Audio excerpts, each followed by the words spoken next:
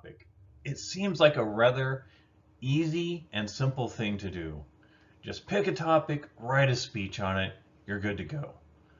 Unfortunately, when you pick the wrong topic, you find you have no energy, you have no desire to complete the assignment, and your speech lacks the energy that you want in them. So this week's topic, we're going to review selecting a topic and realize that yes, you may have limitations in other classes on what topic you're going to present on, but find something that's truly interesting for you within that topic and your speech will be much better. So what we're going to be looking at for this week's assignment is choosing a topic, tips for the purpose statement, your central idea, the thesis, as well as guidelines for central ideas. Choosing a topic. Well, you can always begin by choosing something you completely know nothing about, you don't care about, and you have no energy about. That's a bad idea.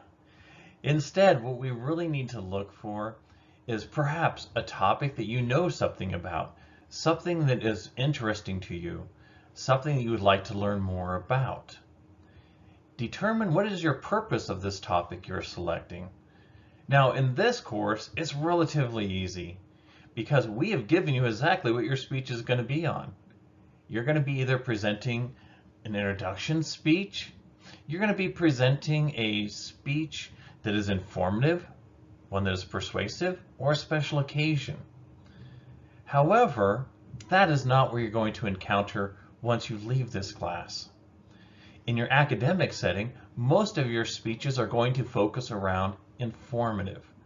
You're going to be taking part of a course, part of a class, and you're going to be presenting it to your fellow students. That's in your academic setting. Now, when you move into the business world or you're going after a career, informative, yes, will come up, but that won't be the predominant one that you utilize. Of course, at that time, your general purpose is going to be to persuade. Many jobs and career fields require persuasion. And finally, you might end up speaking at a wedding, speaking at a special event, at a retirement ceremony, at so many wonderful things that occur during life, and that will be your celebratory speech, your special occasion speech. Determine the specific purpose. Now, this goes a little bit deeper than just your general purpose, to inform, to persuade, special occasion. Your specific purpose actually has taken it even further. Okay, in my informative speech, I want to teach you about the history of northern Colorado from 1875 to 2020. Boom, right there. That very much narrows it down. Perhaps in the persuasive, not that I just want to change your mind, but I want to change your mind so that that way you begin using recycling and conserving energy, something of that variety. And for that special occasion speech, it could be, I want to tell them about my brother who's getting married. I want to tell them something about the birthday person. I want to tell them something special about my future in-laws, or perhaps you want to tell them about your significant other. All of those are more of a specific purpose rather than the generalized ones that you start off with. And this helps you really narrow down your topic. Because if I am to say, I want to give an informative speech, well, that's a lot of information out there. There's many things I can give an informative speech on. And for that reason, you need to break it down into that specific purpose so that you can really focus what you're telling your audience. You might be looking and saying, thanks, you really didn't help me out much because, yeah, you helped me get an idea what the general and a specific purpose of your speech is, but there are still so many topics out there. Which am I going to select? How will I know what to present on? Well, in this class, what I'm really trying to focus on is your delivery. I'm trying to make sure we build up those tools, that knowledge for you, so that you can present in front of classes, you can present in front of perhaps during a job interview, or you can present at a job to get that promotion. That is my focus. So I really am not going to box you in and say, oh, you have to present on this, you have to present on that.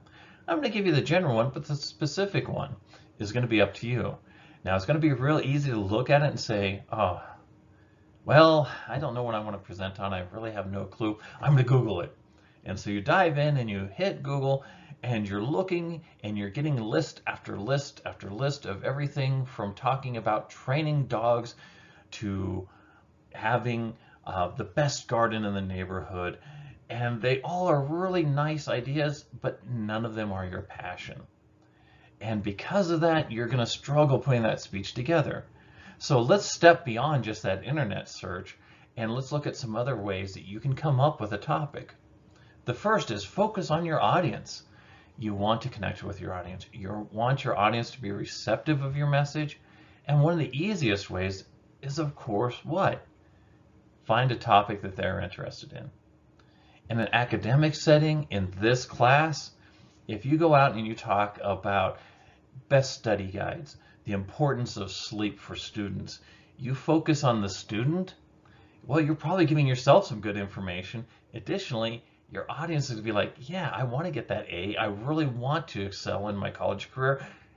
Give me your information. And so they'll be very receptive to it. In a business setting, a job interview is a type of speech, is a type of public speaking. As well as when you're going for that promotion, it might be dependent upon you presenting a project.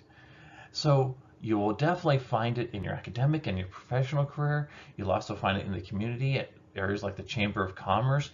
If you look at what the audience finds to be important, it'll be easier to deliver the speech. So look at that. Another option is, just as we were talking about with audience analysis, poll your audience. You've been invited to speak at the Chamber of Commerce. Well, you have a lot of knowledge, you have a lot of information you want to share, so maybe you have them help you narrow it down. Say, hey, what we really want to know is how a startup business can make money in this economy. Hey, that's one of your things. So then you can definitely do that, and you can put that out there. Now, this is focusing on your audience, and as I've said before, your audience is why you're speaking. So those are both good approaches. But your audience might still want to hear something that you're not truly interested in, and you're like, okay, yeah, I could give that speech, but I just don't feel the energy for it. Well, what do you feel energy for? Take a personal inventory of things that interest you, your hobbies, what you want to research. What is your degree going to be in? All those can give you a foundation of ideas of where to look, and then go ahead and you can select from that. Clustering is a case of you take an inventory of things you know, skills you have, speeches you've done, and you put them in front of you. And then you move items or topics between them so that way you can say, okay, hey, look over here, I have knowledge on it, my degree program is in it, I've researched it, and it's interesting to me. That looks like a winning topic. Meanwhile, the one next to it, I took a class in it about 3 semesters ago. I didn't really enjoy the class. I got a C, and I'm not really interested in it. That's why I've struggled in the class.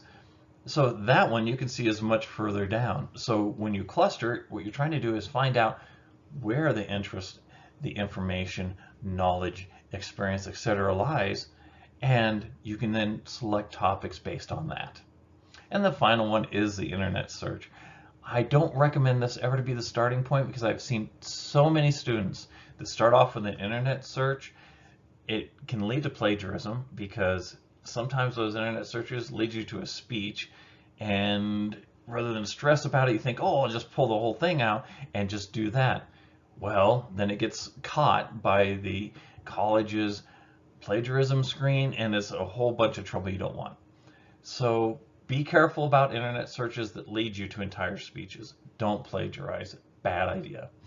Also, internet searches can lead you to topics that you really know nothing about, you have no experience, and your audience isn't truly interested in, but you select it because it's the one on the top. You know, oh, I know people want to learn about making studied dog collars for their poodle, and your audience doesn't care about it, and you really don't either. And then when it comes to presenting, you're just going through the motions. And when you're trying to write that speech, you're having a hard time. Instead, yes, you can use the internet to give you maybe ideas. Oh, hey, I didn't think I could give a presentation on this. And then you can look at your cluster and say, I have information, experience, and so yeah, I have a cluster with that. And my personal inventory, yeah, it definitely does fit into it, and it's something my audience would enjoy. That's the topic you should be looking at. In this class, I recommend sharing your passions, because when you share something of that variety, you are blessing your audience. They love it. They love the energy. Writing the speech is enjoyable, and presenting it, you definitely have that feeling of accomplishment of having shared something. So when you're looking at brainstorming, think about your experiences, your knowledge, your background, and utilize all that to come up with a better topic. One thing I'd recommend avoiding is changing your topic. I'm not going to stop you, but if you go all through the process, you've written your speech, and then the day before presenting you get, I want to present on this. Realize you're losing all that work. You can do it, but it might reflect in your grade because you changed topics and now you're no longer as comfortable as the one you built up. Tips for formulating the specific purpose. The reason why you want this specific purpose is because you might go and you start researching your topic. And when you do, you hit the search results and you're trying to find your good sources so that way you can give your in-text citation. And guess what? 3 things come up. You need 4 in-text citations and you're just like, well, where am I going to find the next one? That might be a case of where you've made your specific purpose way too narrow.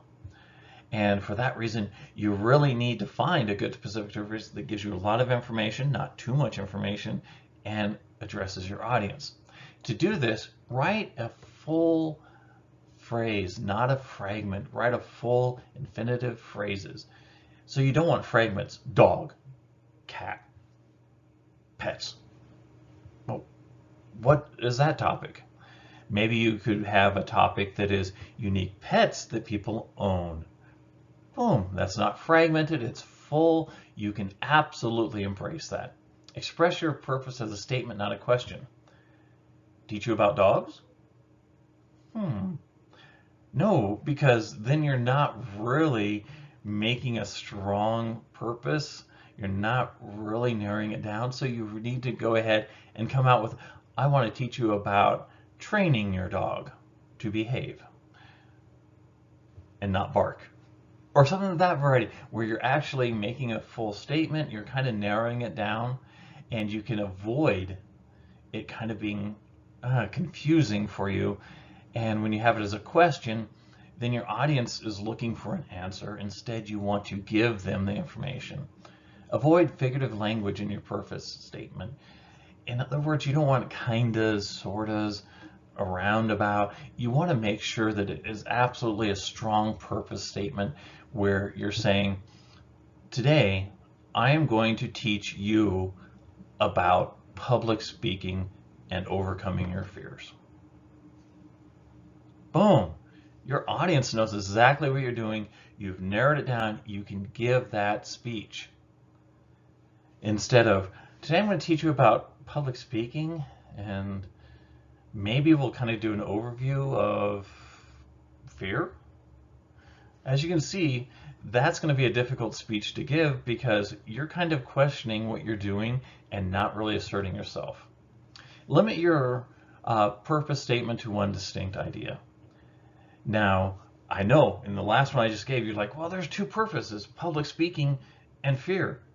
However, when you realize public speaking is a large general term, if I'm going to teach you about public speaking, I want to take an entire semester.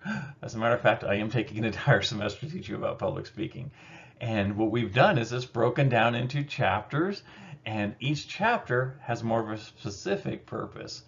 So you can rearrange that from I'm going to teach you about public speaking and fear to I'm going to teach you how to avoid fear in public speaking. So you can see you can rewrite one that's kind of looks like it's giving you 2 bits of information and create it so it makes 1. So as you're writing your statement, you can even start off with a piece of paper and start off with general ideas, part of your clustering. Okay, what's this, what's that? And then you can kind of narrow it down. And as you're narrowing it down, you clarify it, reword it, so that at the end, you don't end up with a confusing or fragmented statement. Instead, you end up with a solid one. I'm going to teach you about glossophobia in public speaking. Bam! I know exactly what you're talking about. Make your specific purpose is not too vague or general. Now, the reason why is because if you have too vague of one, well, that goes back to when I was mentioning you hit the search engine and you're trying to find your information and you don't have enough resources. And in that case, what you want to do is okay, well, if training a dog not to bark is too vague, what would be the next one? Training your dog how to behave well around others, and then suddenly you get more results, and suddenly you can actually create your speech and you have enough information to draw in it. Now, if it's too general, training your dog, that's a long course, that's a lot of information, so you can't just utilize that. You need to then say, okay, what type of training do people have their dogs go to?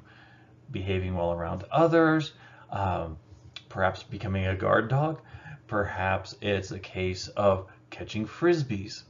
So suddenly you can see how too general, way too much information. You hit that search result and you end up with 2 million results, and now you just have too much information.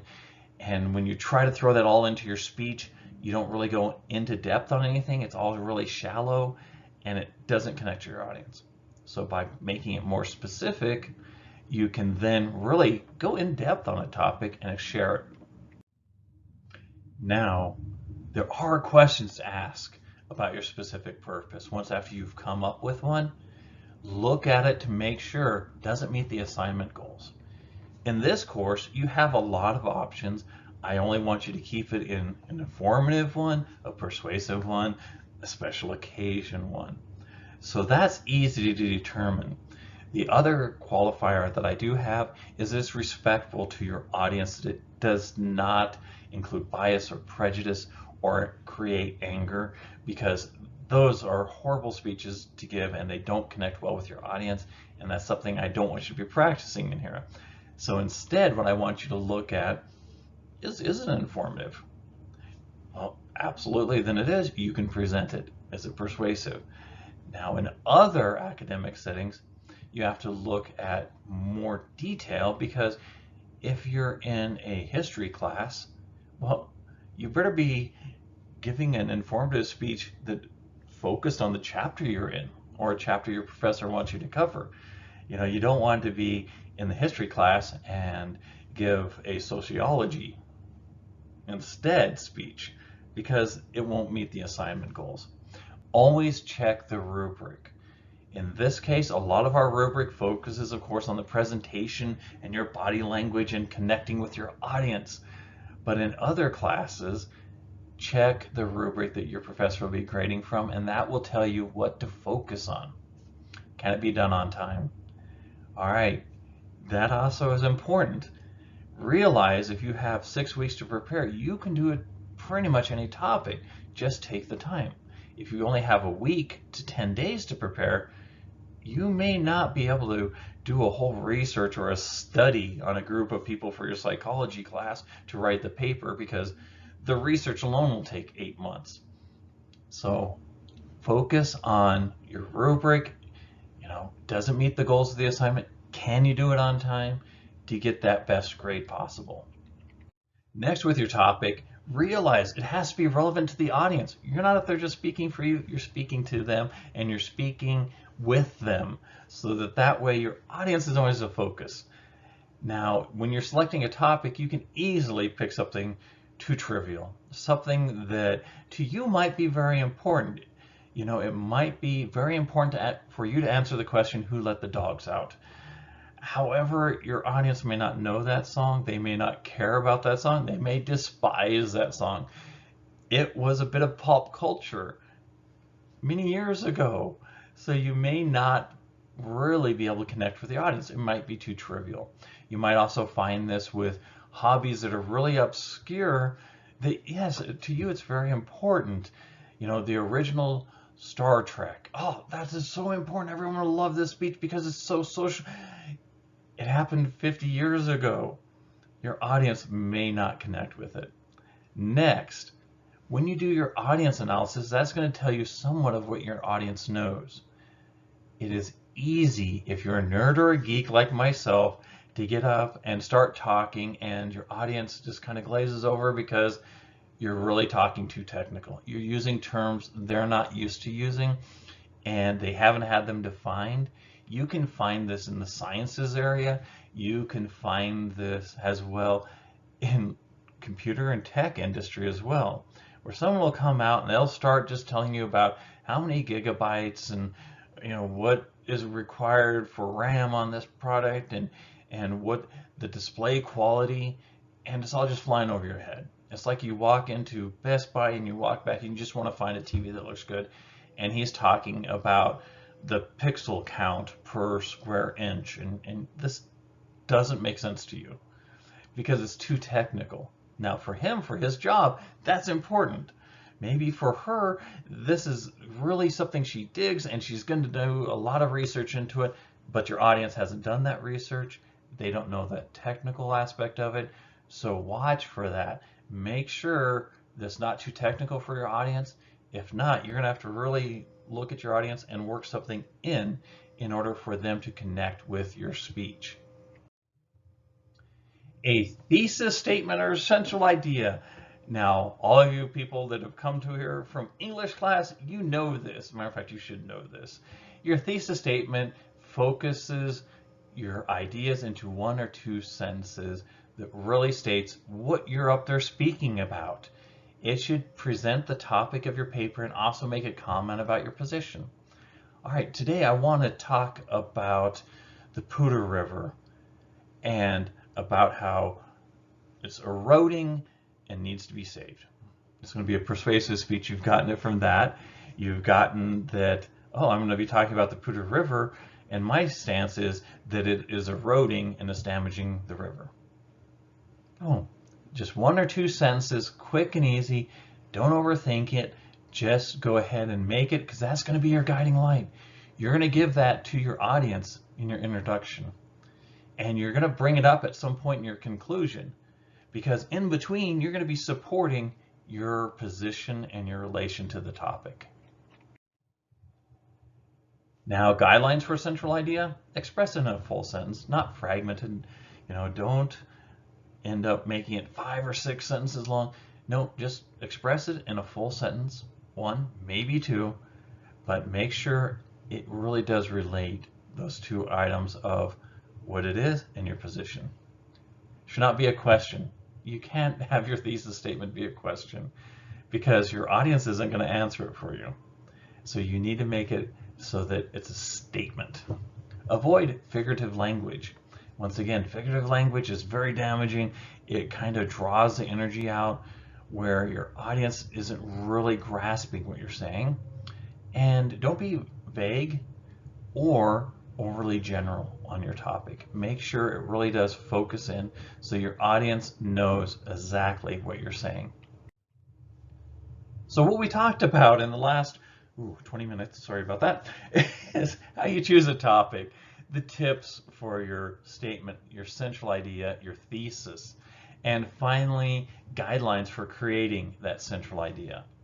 Remember, if you pick a topic that you are bored with and you don't like, your speech is going to be boring and your audience won't like it. The energy you feel is because you're sharing something that is important to you, so you pick the right topic. It makes the entire speech process much less cumbersome and the results much better. If you have questions, shoot them to me. I will get those answers out to you.